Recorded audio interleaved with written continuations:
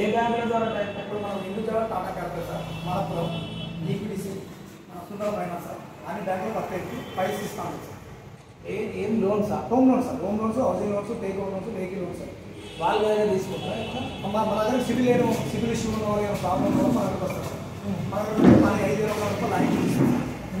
5,000 రూపాయలు లాయక్ తీసుకుని certificate xerox మనకి ఇస్తారు సార్. డాక్యుమెంట్ జిరాక్స్ ఇచ్చిన తర్వాత బ్యాంకు కన్సల్ట్ అవుతుంది సార్. బ్యాంక్ కన్సల్ట్ అయిన తర్వాత బ్యాంక్ అప్రూవ్ వచ్చినప్పుడు సార్ బ్యాంక్ అప్రూవ్ వచ్చాక 3 అకౌంట్ పడుతుంది సార్. అకౌంట్ పడితే 2% కమిషన్ తీసుకుంటుంది సార్. బ్యాంక్తో ఏమైనా ఇట్లా అగ్రిమెంట్ ఉందా? మాకు ఏజెంట్ కోడ్ ఉంటుంది సార్.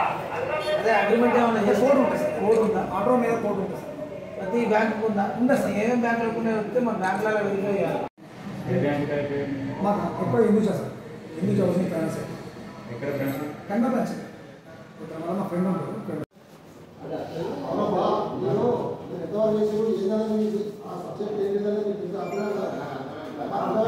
అగ్రికల్చర్ లోన్ 60,000 ఎందుకు పెట్టారు?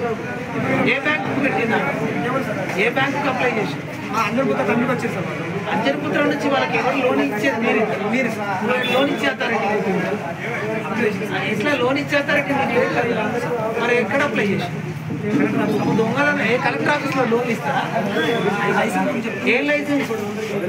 నీ దగ్గర ఏమైనా బ్యాంకు ఉందా? నువ్వు రెంట్ కట్టుకోవడానికి డబ్బులు వాళ్ళకి లోన్ ఏమి ఇస్తారు?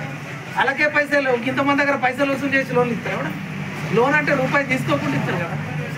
మరి లోన్లకు వసూలు ఎట్లా చేస్తారు? అమ్మ దరఖాస్తు ఇచ్చావమ్మా కేసు కడతాం, ఎఫ్ఐఆర్ చేస్తాం. మీరు వాళ్ళ పిటిషన్ ఇస్తే కేసు కడతాం.